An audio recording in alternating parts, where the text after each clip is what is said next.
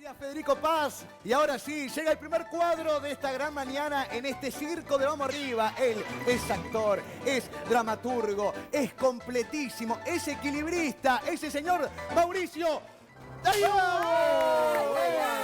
Se va a asustar, por Dios. Ya está. Guarda. Largo. Una manera de entrar que... Después lo Es tranquiliza. raro, Emanuel, ¿qué es esto? Después lo Es tranquiliza. raro. Bienvenido al Uruguay. Es como que Bienvenido. fue varias cosas, ¿no? Esto Y fue varias fue cosas. quedando. Y seguirá siendo. Mucho gusto, encantado. Gracias, Mauricio. Bienvenido. ¿Cómo estás? Bienvenido. Encantado. Tenemos al mejor Bien. chef ¿Cómo estás, amigo? de la televisión Bien. uruguaya Bien, y la señor. sopa. La Ponte sopa. copita, por favor. Adelante, Mauri. Temprano para la Adelante. sopa. No, bueno, sí, estamos. Ah, pero este programa pasa volando, la vas a pasar tan bien que cuando quieras acordar, No, sabes pasa la volando hora de porque la sopa. se va antes, no se te gasta hasta Ah, 12:30, qué si no le puede. pena. Claro.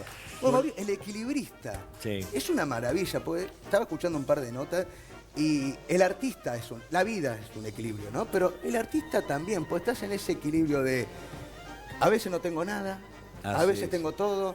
Quiero hacer esto, pero también entiendo que más en tu época y más con tu mamá, en la historia, una sociedad te implica hacer otra cosa. ¿Cómo equilibraste esos sentimientos entre el arte y lo que realmente es políticamente correcto que hay que hacer? Sí, bueno, siempre intenté tratar de hacer lo que me pedía mi corazón más que lo que me exigían, pero digamos que esas decisiones no las pude tomar tan rápidamente, me llevaron su tiempo. Estudié una carrera que no me gustaba hasta que pude más o menos Economía, demostrar que ciencias económicas, sí, que para lo que a mí me gustaba tenía alguna posibilidad. Y después, bueno, vivo en un país en el que ser equilibrista es bastante habitual porque es muy regular, es un país con muchas novedades todo el tiempo, hay que tener una gran capacidad de adaptación. Pero el espectáculo surge más por una frase que decía mi abuelo, que decía que el mundo es de los que se animan a perder el equilibrio. Es una frase que siempre me quedó y que en algún momento de mi vida me di cuenta que tuve que poner en práctica. ¿Pero perder el equilibrio implica caer o no? Pues está bueno lo que No, decís, yo creo que Salir de implica la zona de animarse, confort, claro, claro. animarse a probar. A probar. Aún con el riesgo de caerse, Exacto. ¿no? Aún, ahí está. Ahora, Intentarlo. también va aquello de cuando tomamos conciencia de la adultez, ¿no? Y añoramos lo que perdimos, que era esa época de la infancia, ¿no? ¿Frustra a veces ser adulto? A mí, yo, mira, escribí en la contratapa del programa que cuando llegué a ser adulto me di cuenta que Por estaba en un eso. problema porque no me gusta la vida de los adultos, no me gustan los compromisos, la resignación, no me gustan los bancos ni los remedios, me gusta la expectativa, la posibilidad, La ilusión. euforia, la ilusión, ¿no? Que son cosas que tienen más que ver con una época, pero no sé por qué. A veces la gente como si tuviera una necesidad de estas cosas de los condicionamientos sociales, que a determinada edad hay que hacer determinadas cosas, y en realidad uno tiene que hacer lo que quiere, lo que siente y lo que le gusta, más allá de estar puede. Pero hubo acorde a ese... ¿Algún episodio que te hizo tomar conciencia de eso? ¿Hubo un clic en tu vida adulta que te hizo tomar conciencia de eso que, bueno, no me gusta todo esto y añoro lo que pasaba antes en mi vida? No, fueron... Un proceso, Sí, fue como un devenir de ver hacia dónde quería ir, a dónde quería llevar mi vida, ¿no? Darme cuenta que lo que me gustaba siempre era más fuerte que lo que se suponía que tenía que hacer. Pero hay una postal, ¿no? Cuando creo que fuiste a Capital, ¿no? De Panamá a Capital, en la pensión, cuando estabas por rendir un examen de economía, puede ser, que no fue la única vez que lo rendiste. Sí, rendí varias veces. Y ahí las hubo mismas como un materias. quiebre, pero porque le tenía que decir a tu vieja, mamá, perdió otra vez, ¿no? ¿Cómo fue eso más o menos? Sí, vos te referís a un momento de la carrera cuando yo ya me estaba dando cuenta por mis compañeros, porque nos juntábamos a hacer los ejercicios y mis compañeros se tomaban un termo, 2 termos de mate esperando que yo los termine y yo no los terminaba nunca. Y yo estaba ya haciendo teatro y me daba cuenta que en el teatro iba por el ascensor y en la carrera iba por la escalera, ¿no? No.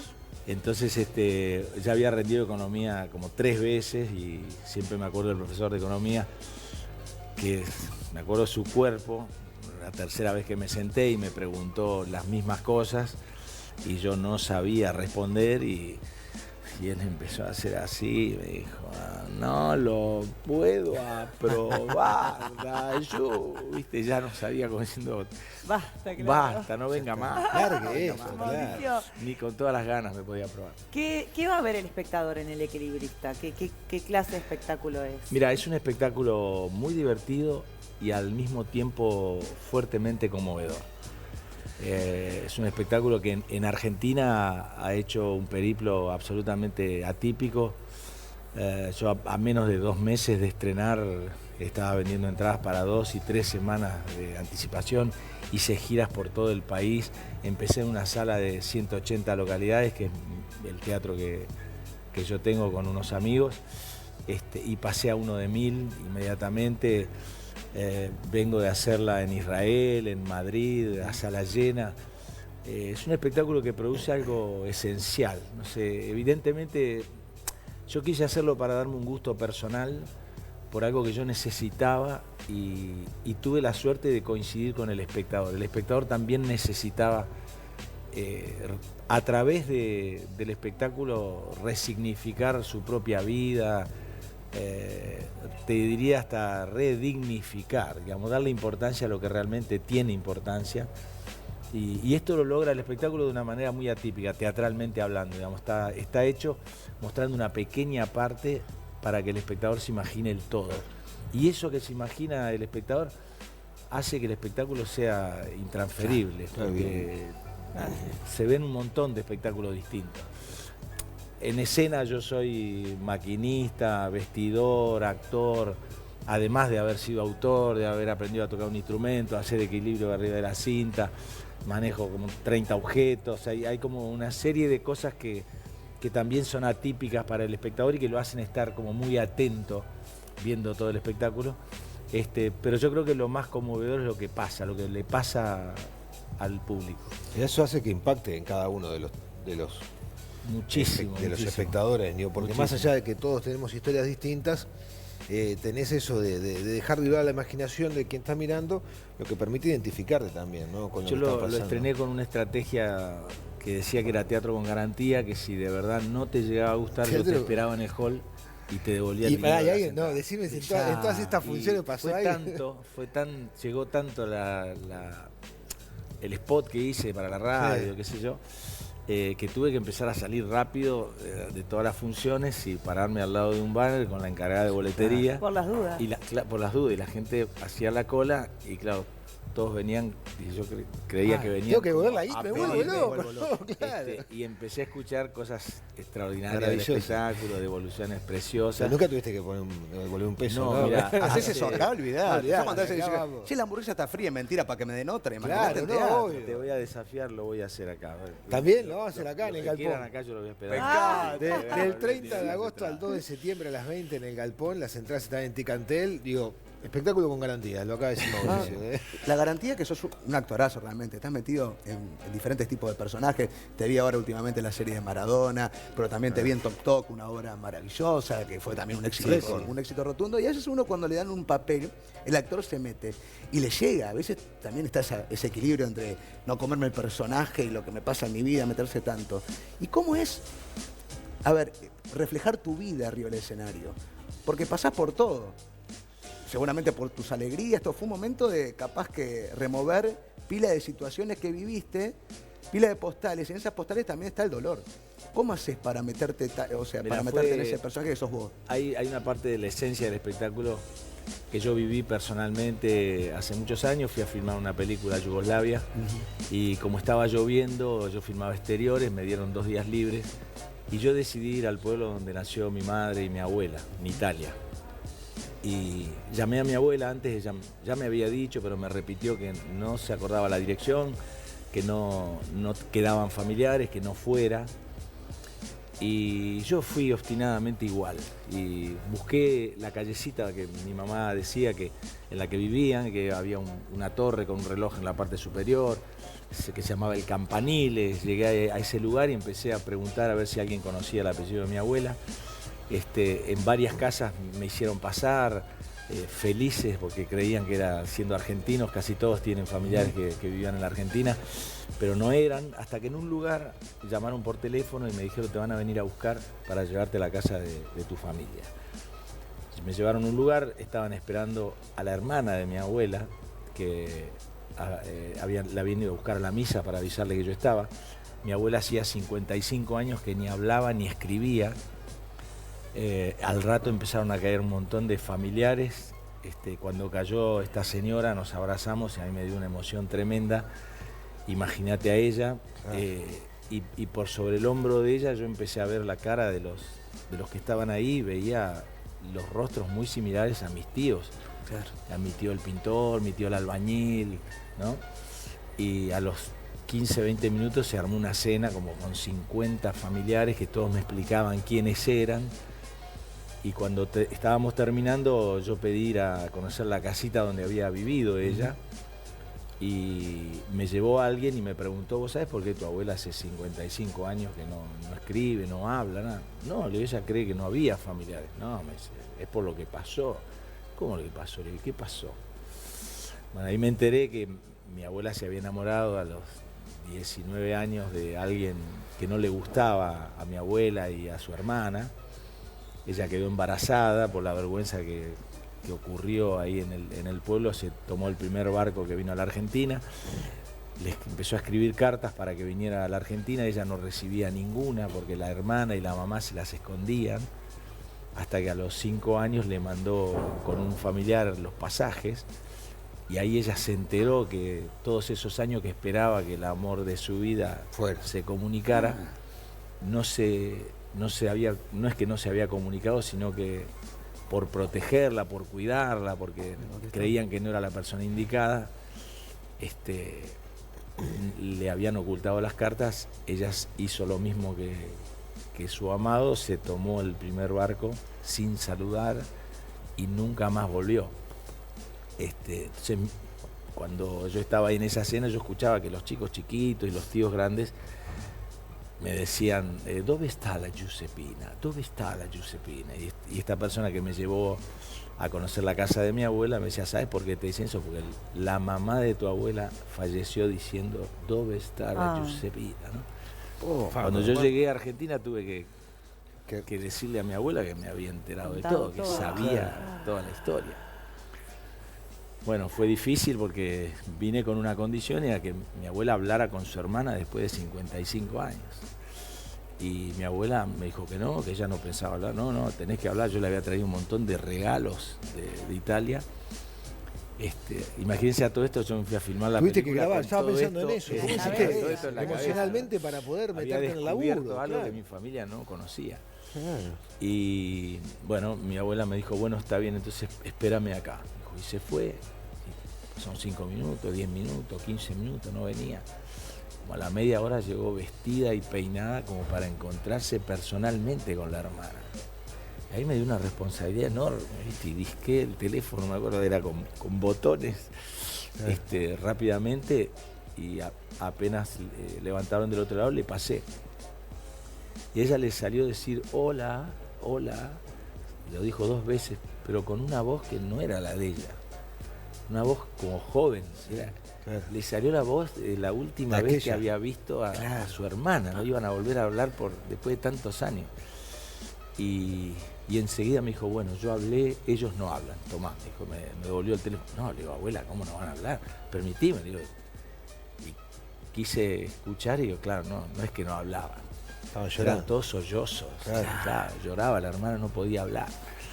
Fue muy fuerte, muy potente. No, o sea, yo te escucho, digo, primero que es conmovedor y hasta te atrapa como para es la historia de tu familia, es bravo, pero lo estás contando de una manera que me engancharía a verlo. Es una serie, claro. una película. Sí, me dicen mucho me engancharía a verlo. Que es como parte de una película. Sí.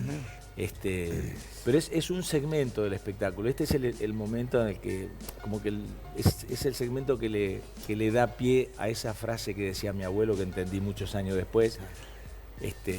Cuando viví esta historia, porque además ahí, a partir de ahí, conocí yo a mi abuela, entendí por qué mi mamá y claro, todos sus hermanos entendieron el porqué de toda la familia, ¿no? Por qué mi abuela era como era. Claro.